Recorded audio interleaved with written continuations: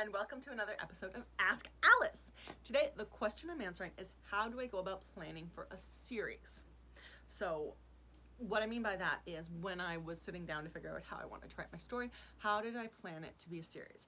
And the reality is that I'm very much a pantser when I write, so I kind of write things and I leave little nuggets of things, so many nuggets of things, just randomly throughout a book, sometimes in a sentence, sometimes in something someone sees, and then I can always go back and pull from those nuggets I want later and use what I want and just disregard what I don't. So I kind of sprinkle these little ideas along the way as I write, and then as I continue on the story, it gives me the opportunity to take from whatever different kinds of nuggets I left so that I can decide what I want to twist and turn into something and what I don't. But one of the ways that I made my book as filled with these nuggets and Easter egg type things as I can is that when I wrote book one, I wrote draft one in like 19 days, and then I didn't stop and go back to start editing. The story kept coming, and so my husband told me to keep writing. And so I did. I wrote book 2, 3, 4, and 5 all in a row. So I wrote book 1 through the end of book 5 just straight through. And so because of that, it gave me the opportunity to really know, I would call it a skeleton draft what I did. There's no details or fancy stuff or like descriptive anything for the most part. It's just people talking and paragraphs of what's happening in that. But so it was still ridiculously huge. We're talking like 300,000-400,000 words. But anyway, so because I wrote that, when I went back to start editing and rewriting, I kind of knew where exactly the story was going and what was coming. So it made it significantly easier to put these Easter eggs in. And by the time I got to the end of what was book 5 in my rough drafts, I know what's happening with the story after this now. I've decided it's not written out the way books 1 through 5 is, but 6, 7, and potentially 8, I know exactly what's happening in each of those books. So I can drop hints in books 1 through 5 now as I'm rewriting them that will lead you to what I know is coming. I even went so far as, because I had written book 5 before I went back and wrote the prequel as like a reader magnet, and that I actually put hints in the prequels I have hints in the prequel that I haven't written yet, and I'm starting book 5 now.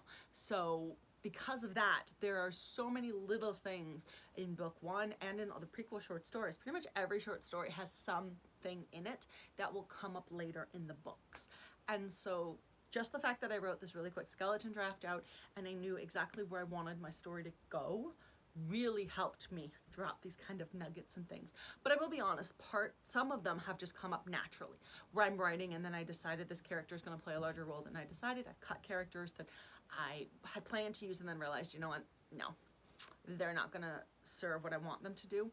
There were some characters who never existed until I wrote the second draft.